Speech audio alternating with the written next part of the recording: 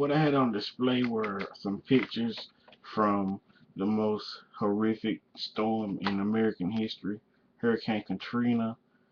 Um, of course, we know the toll that that storm had on New Orleans, and it is a prime example of what a storm can do. Um, I'm gonna go into my 3 points that I would like to make, and the first one is gender biases in disaster-related situations. Um, as we all know, women are viewed as the most vulnerable of all the people involved in disaster situations, but it's actually during my research, I found that there are some bright spots to actually having women assist in disaster situations.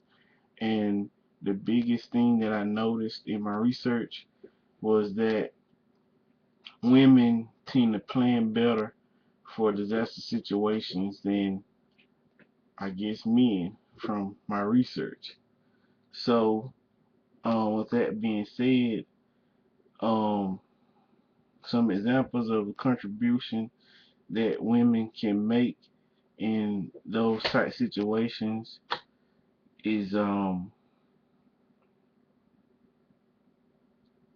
deliberate involvement of women in planning and implementation, preparedness, response, and recovery programs. Um, Research says that without women being involved in that it will suffer. Which, being that they're the most vulnerable ones in the emergency situations, that's probably, I would think that it's probably the most truthful because they're gonna go through the most changes during the situation.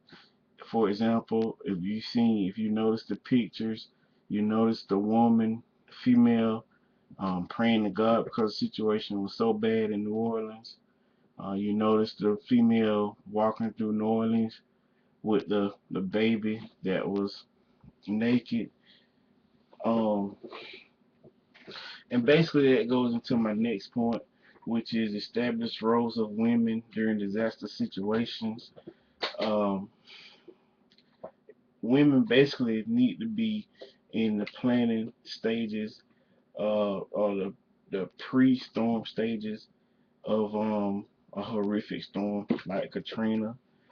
They tend to like I said earlier be able to uh, give heed to the things that are most important and the things that are needed during those type situations. Which also goes into my final point, which is the conclusion of my presentation. Special attention to women and their needs in disaster situations, such as hurricanes like Hurricane Katrina.